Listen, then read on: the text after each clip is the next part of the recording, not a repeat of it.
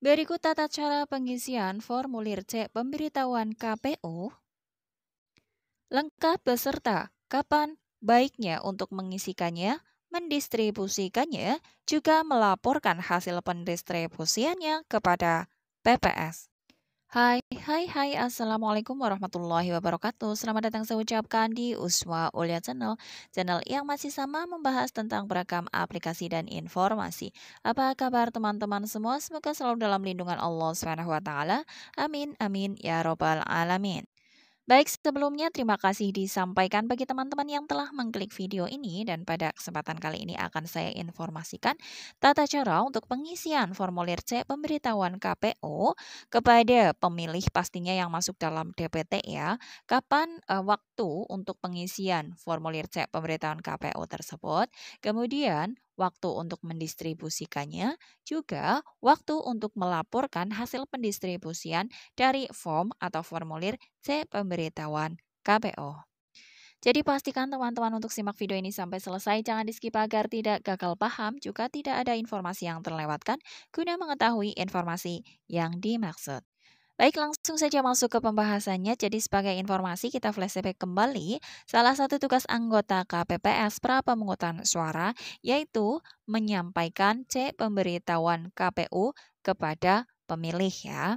Kemudian ada tata caranya ya. Jadi sebelum C pemberitahuan KPU disampaikan ke pemilih, pastinya untuk formulir tersebut atau form C pemberitahuan KPU tersebut harus diisi terlebih dahulu oleh anggota KPPS. Kemudian sebagai informasi tidak ada ketentuan khusus anggota KPPS keberapa yang harus mengisi C pemberitahuan KPU ini. Jadi bisa didiskusikan bersama dengan cara satu tim ya, satu tim dari 7 anggota KPPS duduk bersama mungkin mengisi bersama, kemudian bermusyawarah atau berdiskusi untuk kemudian menunjuk siapa saja yang menulis misalkan nomor DPT sekian sampai sekian, kemudian siapa yang mendistribusikan dan lain sebagainya. Jadi intinya tidak ada ketentuan khusus. Ini untuk pengisian C pemberitahuan KPU adalah tugas dari KPPS berapa itu tidak ada ketentuannya. Adapun cara untuk pengisiannya yaitu sebagai berikut. Seperti yang teman-teman lihat pada layar, untuk sebelah kiri, pojok kiri ada logo KPU, kemudian nomor DPT. Nomor DPT untuk bagian yang masih titik-titik. Ini adalah bagian yang memang harus diisikan oleh anggota KPPS. Jadi bentuknya atau formnya, form C pemberitahuan KPU ini sudah printed seperti ini dan anggota KPPS tinggal mengisikan bagian yang masih kosong atau yang belum terisi atau yang masih titik-titik saja. Kemudian ini bagian kiri seperti tadi yang saya bilang untuk nomor DPT tinggal menyalin dari salinan DPT yang teman-teman terima dari dari PPS, mohon maaf. Kemudian di sini ada judulnya yaitu Surat Pemberitahuan Pemungutan Suara kepada Pemilih.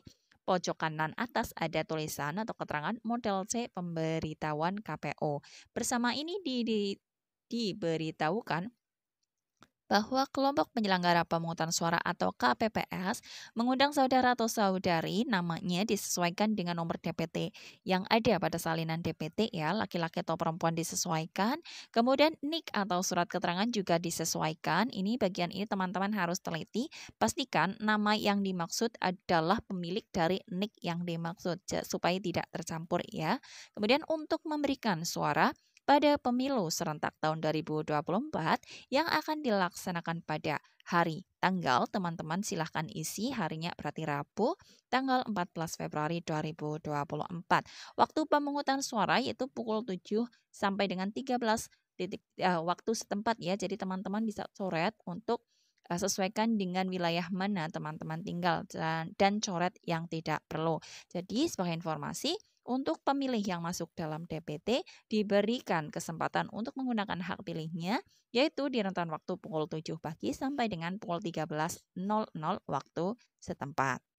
Kemudian untuk saran waktu kehadiran pemilih ini bisa teman-teman berikan saran kepada pemilih dengan nomor DPT berapa sampai berapa, misalkan diberi saran waktunya 8 sampai 9 dan seterusnya. Jadi disesuaikan saja, tetapi perlu digarisbawahi walaupun si pemilih nantinya datang tidak sesuai dengan waktu yang disarankan tetap harus dilayani karena memang ketentuannya bagi pemilih yang masuk dalam DPT adalah waktu pemilihan atau memberikan hak suaranya yaitu pukul 7 sampai dengan 13 waktu setempat. Kemudian nomor tempat pemungutan suara atau TPS yaitu isikan nomor TPS di mana teman-teman tugas atau ditugaskan.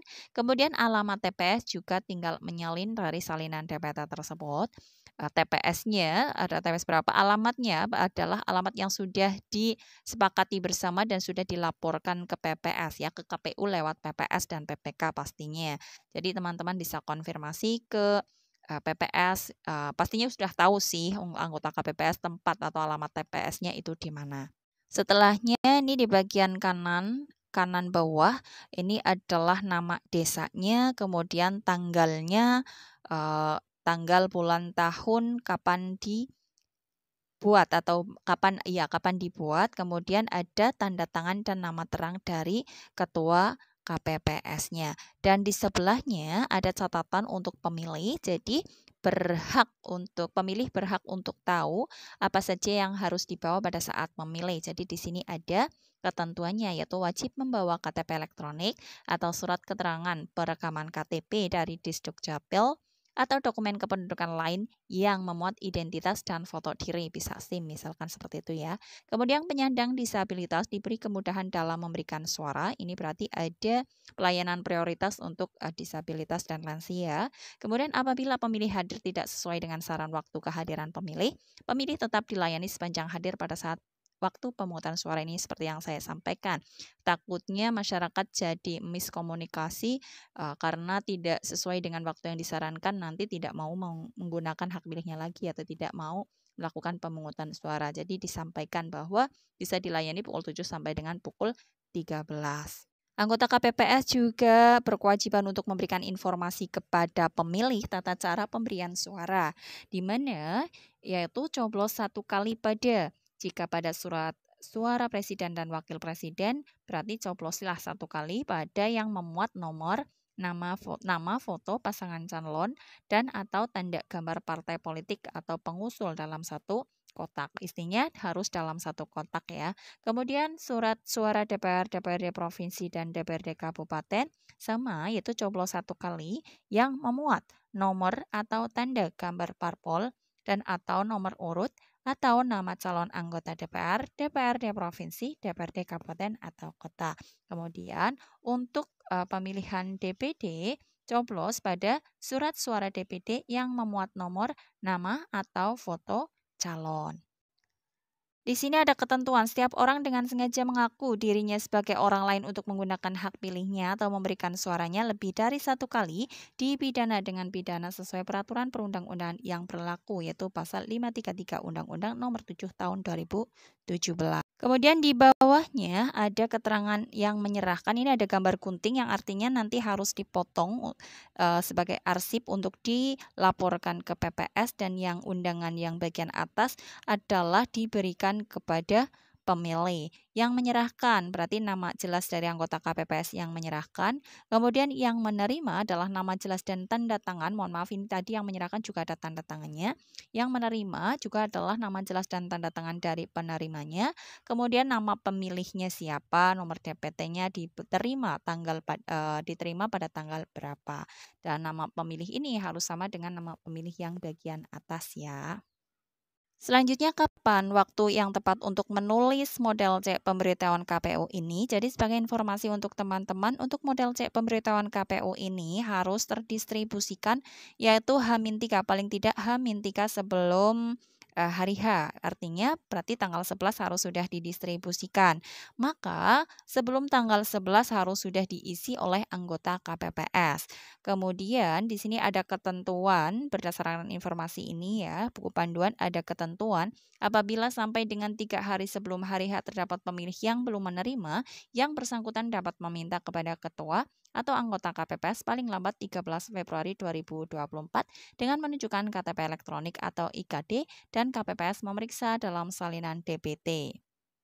Jadi misalkan barangkali pada saat anggota KPPS menyerahkan undangan ini atau C pemberitahuan KPU kepada yang namanya terdata di situ, pemilik nama tersebut sedang berada di luar kota dan belum tahu kapan pulangnya. Kemudian jadi tidak bisa menitipkan ke siapapun karena belum tahu kapan pulangnya. Jadi itu, jangan diserahkan terlebih dahulu dan pada saat misalkan tanggal 13 yang bersangkutan pulang, bisa, disarankan untuk meminta surat undangan tersebut ke anggota KPPS, atau apabila sudah dilaporkan ke anggota KPPS bisa meminta ke PPS dengan cara melalui ke anggota KPPS pastinya untuk menginformasikan kepada PPS. Jadi intinya pada saat pendistribusian cek KPU ini, anggota KPPS simpan terlebih dahulu apabila ada surat-surat yang belum terdistribusikan karena barangkali nama-nama yang terdaftar dalam cek pemberitahuan tersebut akan pulang sebelum hari H. Kemudian ada ketentuan bahwasanya ketua KPPS melaporkan rekapitulasi cek pemberitahuan KPU yang tidak terdistribusi maupun yang terdistribusi yaitu kepada PPS pada tanggal 13 Februari 2024 pukul 17 waktu Indonesia Barat. Jadi yang seperti saya sampaikan, misalkan ada pemilih yang tidak berada di tempat atau tidak di rumah atau belum ketemu dan sampai pada tanggal 13 Februari 2024 pukul 5 atau pukul 17 waktu setempat ya, belum pulang maka dilaporkan ke PPS. Tetapi ternyata setelah pukul 8 misalkan yang bersangkutan pulang. Nah, itu bisa, berkoordinasi ya, artinya bisa meminta ke anggota KPPS, nanti anggota KPPS melaporkan kembali ke PPS. Ya, demikian yang dapat disampaikan untuk pembahasan kali ini mengenai form C atau model C pemberitahuan KPU yang memang harus diisi oleh anggota KPPS. Semoga informasi ini bermanfaat bagi teman-teman. Salam sukses selalu tentunya. Dan akhir kata wassalamualaikum warahmatullahi